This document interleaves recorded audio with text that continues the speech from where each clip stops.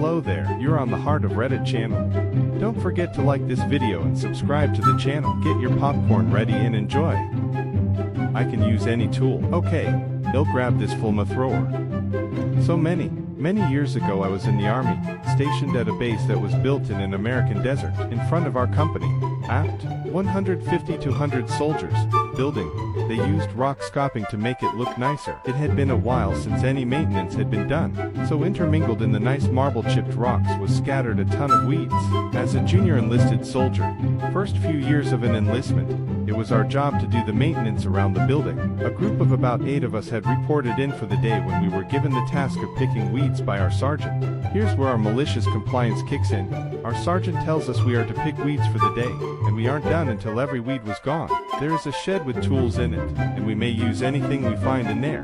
One of us is looking through the shed when he comes across a propane torch. Not anything little either. I'm talking connected to a full-size propane tank with a handle like a pressure washer, and an opening about 3 inches in diameter. When this thing was on, the flame was coming out at least 1.5 feet. We all surround this thing and talk about whether we should use it. When I say, he told us to use anything in the shed, this is in the shed, let's use it. So I grab it and bring it out to use.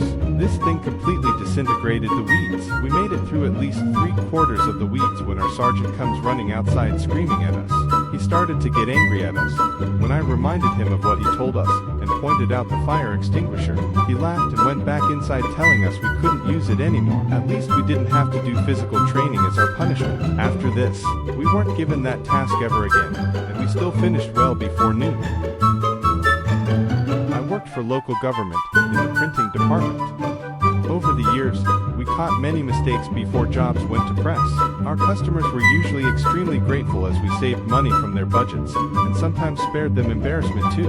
When we were told to print a very high-profile document, from the chief executive, for every householder in the borough, I gave it a quick once-over. Lucky I did, because there was a bad spelling error in the front page headline. If published, the press would have had a field day. It came to us via the communications team, so I called the comms officer responsible, and was expecting her to be grateful. On the contrary, she interrupted me before I could even tell her what the mistake was, and haughtily declared that the document had been double, triple, quadruple checked, even checked by the chief executive himself, and that I, presumably because I was a lowly print officer, must be mistaken. Yes, I was pissed off, and I was sorely tempted to let the job run, unaltered, but I figured that the comms officer wouldn't be the one getting in trouble. It would be whoever signed off the final proof, probably in the chief exec's office. And as the print unit, the public would assume it was our fault. No way. So I fired off a quick email. Hi Karen, regarding our conversation earlier today, I called you to let you know that there's an error in the headline of the hugely important document,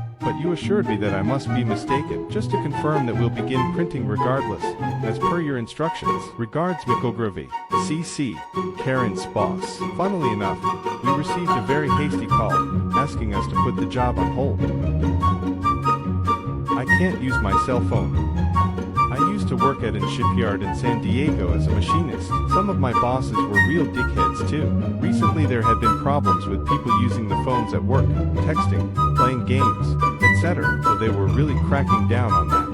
The thing is, being the low guy on the totem pole, we aren't issued radios or company phones, and the shipyard is huge, so when finishing a job, we would normally call our supervisor for the next job details. Anyways, one day during my second 10-minute break, I was using my phone. Dickhead head boss, Jay, sees me from half a football field away, and storms over. Hey, what the fuck are you doing?